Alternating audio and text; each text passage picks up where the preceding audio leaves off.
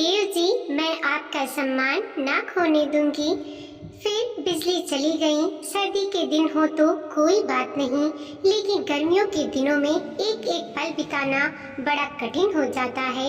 अम्मा, तुम सुन रही हो ना जब से मैं क्या बोल रहा हूँ? मोहल्ले में कुछ लोगों के घरों में तो इन्वर्टर भी है। बिजली जाते ही तुरंत उनके पंखे कूलर चल जाते हैं। कोई ज़्यादा महंगा नहीं आता, केवल 4,000 रुपये में आ जाएगा। तब अम्मा बताने लगी, तेरे बापू की इतनी कमाई नहीं है, महीने के बिजली का बिल भरना ही बड़ा कठिन हो रहा है और तू इन्वर्टर की बात कर रहा है। वैसे भी गर्मियों की छुट्टी पड़ने वाली है 2 महीने के लिए। तू ऐसा कर, अपने जीजा के घर चली जा। तेरी बहन चंपा की नई नई शादी हुई है, उसका भी मन लगा रहेगा। 2 दिन के बाद स्कूल की गर्मियों की छुट्टी पड़ चुकी है और मैं एक बैग में 2 जोड़ी कपड़े, 1 तौलिया, कच्छा और बनियान रखकर माँ से बस का किराया लेकर अपनी बहन के घर की तरफ चल दिया। बहन के घर जाने में मुझे कोई दिक्कत नहीं हुई। पहले भी 2-3 बार माँ के साथ मैं आ चुका था। जब मैंने दरवाजा खटखटाया तो बहन एक खूबसूरत साड़ी पहने मुझे देखते ही उसका चेहरा खुशी से खिल गया और बोली, नेक राम, तू यहाँ बिना बताए, और तेरे हाथ में यह बैग कैसा? आने से पहले मोबाइल पर अपने आने की सूचना तो दे देता। कम से कम मैं घर में तैयारियां तो कर लेती, तेरे लिए खाने का बंदोबस्त कर लेती, घर सारा बिखरा हुआ है, घर की सफाई कर लेती। तब मैंने कहा, दीदी गर्मी के दिन है, मैंने सोचा सुबह सुबह ही निकलूं, चलूं, दोपहर में तो धूप हो जाती है। बहन ने मुझे अंदर पलंग पर बिठा दिया और मैंने सारी बात बता दी। तब बहन बताने लगी, तेरी जीजा जी की अपनी कपड़ों की दुकान है, सुबह 10 बजे दुकान खोलनी पड़ती है, बस अभी अभी स्कूटर लेकर निकले हैं। दीवार पर 24 इंच का टेलीविजन मुझे अपनी ओर आकर्षित कर रहा था। तभी अचानक बिजली चली गई। तब मैंने कहा, दीदी तुम्हारे इधर भी बिजली जाती है? तब बहन ने कहा, हमें कोई फर्क नहीं पड़ता, अभी 5 सेकंड में हमारा इन्वर्टर चालू हो जाएगा, तब तुझे जितना टीवी देखना है देख सकता है। सफाई मैं बाद में करूंगी, पहले तेरे लिए कुछ बना दूं। सामने बाथरूम घर है, उसी में जाकर नहा ले। बाथरूम का दरवाजा खोला तो मैं हैरत में रह गया। अरे दीदी, यह बाथरूम घर तो बहुत बड़ा है, लगता है अपने जीजा जी काफी मालदार हैं। तब दीदी मुस्कुराते हुए बोली, तेरे जीजा जी की कपड़ों की दुकान है, खूब चलती है, सारे मोहल्ले के लोग तेरे जीजा के ही दुकान से कपड़े खरीदते हैं। मैं बाथरूम से हाथ मुंह धोकर डबल बेड पर बैठकर टेलीविज़न देखने लगा। कुछ देर बाद मेरी बहन मेरे लिए एक लस्सी का गिलास ले आई। ले, पहले लस्सी पी ले, उसके बाद तुझे खाना खिलाती हूँ। ठीक किया, तू इधर आ गया, मैं घर में अकेली बोर हो जाती हूँ। तेरे जीजा जी के सब परिवार वाले गांव में ही रहते हैं। गांव में खूब खेती बाड़ी है, 2-2 ट्रैक्टर हैं, कुछ भैंस और कुछ बकरियां भी हैं। तेरे जीजा जी के मुझे सिर्फ एक बार ही गांव घुमा कर लाए थे, उसके बाद 3 महीनों से मैं यहीं शहर में रह रही हूँ। तेरी जीजा जी की दुकान शहर में है, इसलिए हमें शहर में रहना पड़ता है। दीदी रसोई घर में से मेरे लिए कुछ खाने का सामान बनाने के लिए चल गई। देसी घी से सने आलू के पराठे और पनीर की भुजिया बना लाई। पराठों पर इतना सारा देसी घी लगा, देखकर मैं चिल्लाया, अरे दीदी, यह घी तो बहुत सारा है, पराठे पर से कितना नीचे टपक रहा है। तब दीदी बोली, तुझे देसी घी खिलाकर 1 महीने में ही मोटा कर दूंगी। तेरे जीजा जी हर महीने देसी घी का एक पूरा कनस्तर ले आते हैं। मैं पराठा खाता रहा और टेलीविज़न देखता रहा। दीदी अपने घर के कामों में जुट गई। बहन ने जल्दी जल्दी सारा काम निपटा लिया और मेरे बगल में आकर बैठकर अम्मा और बाबूजी का हालचाल पूछा। तब मैंने बताया सब ठीक है, जब तुम्हारी शादी नहीं हुई थी तब अम्मा को बहुत टेंशन थी। अब अम्मा तुम्हारी शादी करके बिल्कुल बेफिक्र है। बाबूजी बता रहे थे अपना नेक राम भी 17 वर्ष का हो चुका है, 4 साल बाद इसकी भी शादी कर देंगे। शाम हो चुकी थी। दीदी ने दरवाजा खोला तो जीजाजी एक बड़ी सी थाली में कुछ फल लेकर कमरे के भीतर प्रवेश कर मुझे देखते ही मुस्कुरा दी। मैंने झट से जीजाजी के पैर छूकर आशीर्वाद दिया। तब जीजाजी दीदी से बोल पड़े, मुझे कॉल करके बता तो देते, कम से कम नेक राम आया है तो मैं दुकान से थोड़ा जल्दी घर आ जाता। शाम को खाना खाने के बाद जीजाजी मुझे मकान की छत पर टहलाने के लिए ले गए। जीजाजी के हाथ में एक बड़ा मोबाइल था। तभी मोबाइल की बेल बजी। जीजाजी बात करने लगे। फिर दीदी से कहा, दुकान में मेरे पास 3 नौकर हैं। एक नौकर अचानक छुट्टी मांगकर गांव चला गया है, बड़ा ईमानदार है। दुकान से जब मुझे बाहर शौचालय जाना होता था तो उसी को गुल्लक पर बैठता था। अब तो बड़ी मुश्किल हो जाएगी। तब दीदी ने कहा, जब तक तुम्हारा नौकर नहीं आता है तुम नेक राम को अपनी दुकान पर कल सुबह ले जाना, गुल्लक पर वहीं बैठा रहेगा। इससे नेक राम की छुट्टियों का समय भी बीत जाएगा और जब तक आपका नौकर भी आ जाएगा। अगले दिन सुबह जीजाजी मुझे स्कूटर पर बिठाकर दुकान पर ले गए। दो नौकर पहले से ही खड़े थे। उन्होंने झट से जीजाजी से चाबी लेकर शटर की ताले खोल दिए और झाड़ू लगाने लगे। जीजाजी ने अब तक स्कूटर एक सुरक्षित जगह पर पार्क कर दिया। दुकान में बने एक छोटे से मंदिर में दिया जलाकर हाथ जोड़कर कुछ बुदबुदाए। फिर मुझे गुल्लक के पास वाली कुर्सी पर बिठाते हुए बोले, बस तू नेक राम देखता रहा कैसे कैसे सामान दुकान में बिकता है, किन कपड़ों का क्या रेट है, तुझे 2 दिन में सब मालूम हो जाएगा। मैंने सर हिलाकर जीजाजी का समर्थन दिया। जीजाजी इशारों में समझ गए कि मैं समझ चुका हूँ। दुकान खुलते ही ग्राहकों की लाइन लग चुकी थी।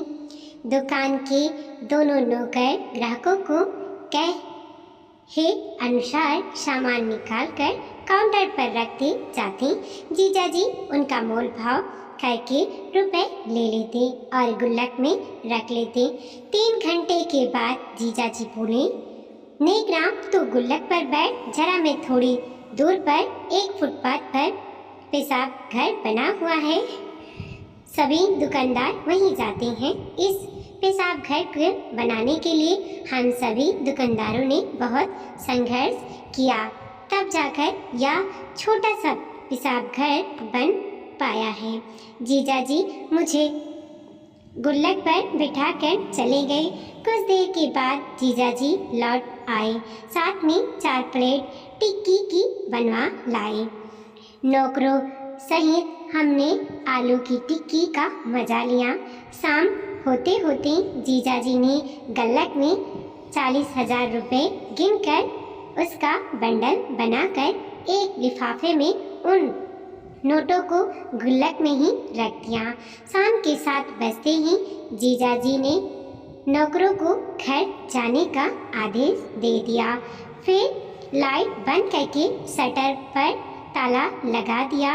रास्ते में जीजाजी ने खाने पीने की बहुत सी चीज़ें खरीद ली और एक बड़ी सी दुकान से मुझे नई पैंट कमीज और जूते खरीदवा कर दिलवा दिए।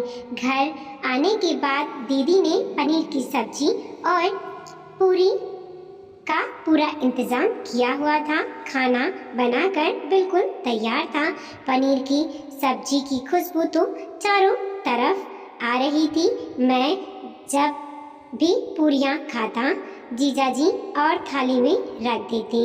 रात होने पर जीजाजी आइसक्रीम ले आए। हम सब ने मिलकर आइसक्रीम खाई। रात के 10 बजते ही दीदी ने दूसरे कमरे में मेरे लिए बिस्तर लगा दिया। मैं बिस्तर पर लेट गया और जीजाजी और बहन की खुशियाँ देखकर मुझे अपने घर की याद आ गई। अम्मा आज भी चूल्हा फूंक रही हैं। घर में 2 रोटी का इंतज़ाम बड़ी मुश्किल से हो पाता है। दीदी तो बड़ी ठाठ से रह रही हैं। रात के 11 बज चुके थे। मैं बाथरूम के लिए उठा। घर में एकदम सन्नाटा था। शायद दीदी और जीजाजी सो चुके थे। फ्रिज से एक ठंडी पानी की बोतल निकालकर पीने लगा। फ्रिज के ऊपर ही चाबी का गुच्छा रखा हुआ था। मैंने चाबी का गुच्छा उठा लिया। यह वही चाबी थी जब जीजाजी ने शाम को दुकान के शटर का ताला लगाया था। मैंने आहिस्ता से मेन गेट की अंदर से कुंडी खोली तो दरवाज़ा खुल गया। दबे पाँव बाहर गली में आया और दरवाज़ा आहिस्ता से बंद कर दिया। गली में केवल 2-4 ही घर थे। उसके बाद दरवाजे बंद थे। तो मैं तेज तेज कदमों से दुकान की तरफ बढ़ने लगा। लंबे लंबे डग रखता हुआ मैं जल्दी से जल्दी दुकान पर पहुंचा। खंबे की लाइट भी बंद पड़ी थी। अंधेरे की वजह से आते जाते लोगों को कुछ ना दिखाई रहा था। जेब से जल्दी से चाबी का गुच्छा निकाला और शटर के ताले खोल दिए। शटर ऊपर करके गुल्लक को खोला तो लिफाफे उसमें वैसे ही पड़े हुए थे जैसा जीजाजी छोड़ कर गए थे। मैंने तुरंत लिफाफा अपनी जेब में रखा और शटर नीचे करके तुरंत ताले लगाकर घर की तरफ चला आया। अंदर से कुंडी दरवाजे को लगाकर चाबी का गुच्छा फ्रिज के ऊपर रख दिया। लिफाफे में झांका तो पूरे 40,000 रुपये का बंडल अभी भी मौजूद था। अम्मा ने जो बैग दिया था उस लिफाफे को उसी में रख दिया और अपने बिस्तर पर जाकर चुपचाप लेट गया। मैं लेटे लेटे ही हिसाब लगाने लग गया कि इन 40,000 रुपयों में हमारे घर का इन्वर्टर भी आ जाएगा। गुलशन खाने की छत भी ऊंची हो जाएगी और अम्मा को चूल्हे में खाना नहीं फूकने दूंगा। दीदी की तरह एक गैस चूल्हे का प्रबंध करवा दूंगा।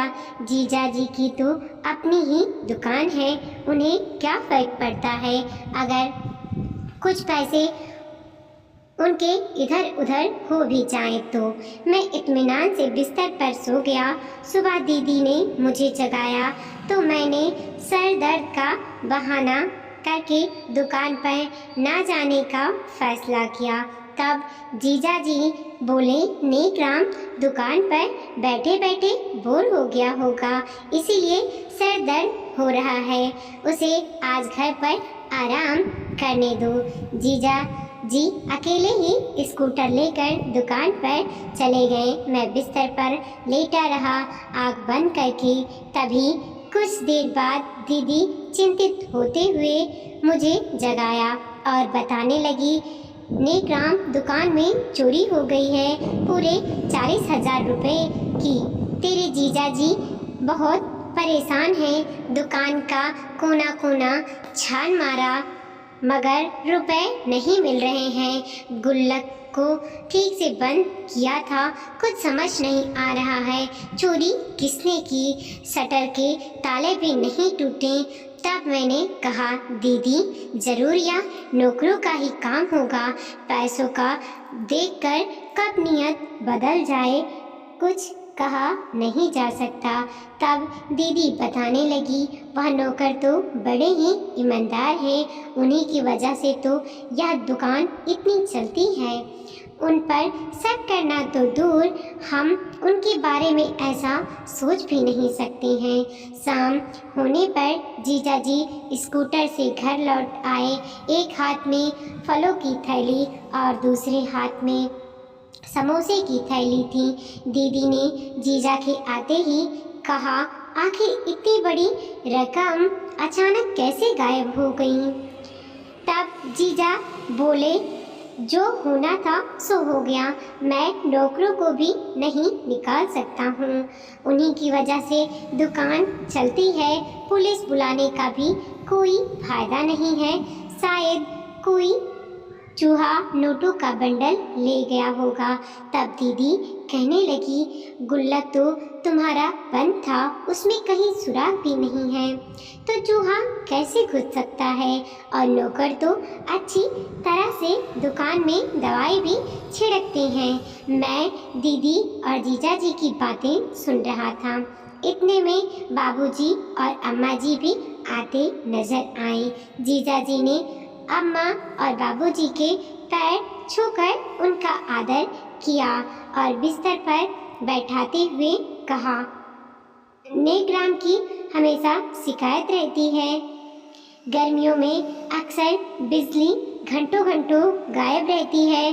घर में इन्वर्टर नहीं है, इसलिए मैंने कुछ पैसे जोड़े थे कि नेकराम के लिए एक इन्वर्टर लगवा दूंगा और गुलशन खाने की छत भी ऊंची करवा दूंगा और गैस चूल्हे का एक नया कनेक्शन दिलवा दूंगा। लेकिन सारे पैसे चोरी हो गए। तब अम्मा ने गालियां देते हुए कहा, जमाई राजा, मैं जो कहती हूँ करो, तुम तुरंत पुलिस बुलवाओ और छानबीन करवाओ, कहीं ना कहीं से सुराग जरूर मिलेगा कि आखिर रुपए किसने चुराए हैं। तब मैंने कहा, अरे अम्मा, इसमें पुलिस बुलाने की क्या ज़रूरत है? दुकान के ताले तो टूटे ही नहीं, यह ज़रूर नौकरों का ही काम होगा। तब जीजा जी बोले, छोड़ो अब इन बातों को, अब फिर से एक एक रुपया जमा करना होगा। नेकराम, मुझे माफ़ करना, इस गर्मियों में मैं तेरे लिए इन्वर्टर ना लगवा सका। समोसे खा और अपनी दीदी को समोसे दे। दीदी के कहने पर बाबूजी और अम्मा ने भी एक एक समोसे ले लिए। मैंने अम्मा और बाबूजी को घर जाने की इच्छा प्रकट की। अम्मा, तुम अभी घर चली जाओ, चोरियां होती रहती हैं, चोरों का कुछ पता नहीं। दीदी ने अम्मा और बाबूजी को खाना खिलाकर भेज दिया। जीजा जी बस स्टैंड तक उन्हें छोड़ आए। मैं भी खाना खाकर अपने बिस्तर पर आकर लेट गया। थोड़ी देर में जीजा जी आइसक्रीम ले आए और मुझे एक कुल्फी पकड़ा दी। जीजा जी दीदी के कमरे में चले गए। आधे घंटे के बाद बिस्तर से उठे और मैं दबे पांव जीजा जी के कमरे के बाहर खड़ा बातें सुनने लगा।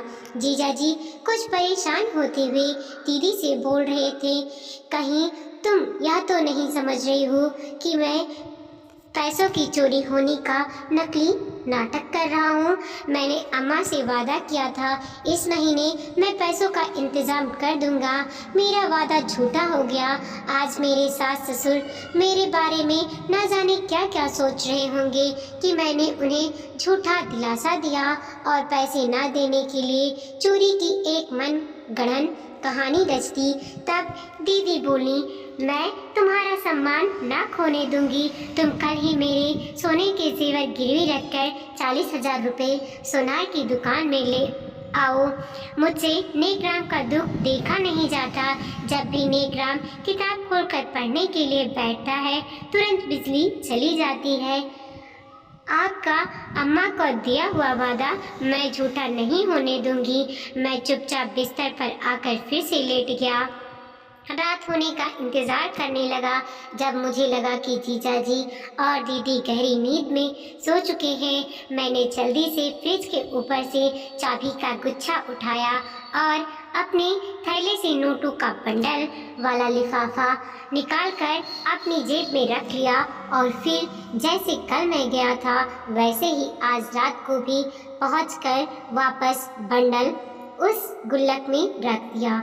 अगले दिन मेरी आँख खुली तो घड़ी में दोपहर के 11 बज चुके थे। बरामदे में अम्मा और बाबूजी और दीदी टेबल पर रखे हुए रुपए को बार बार गिन रही थी।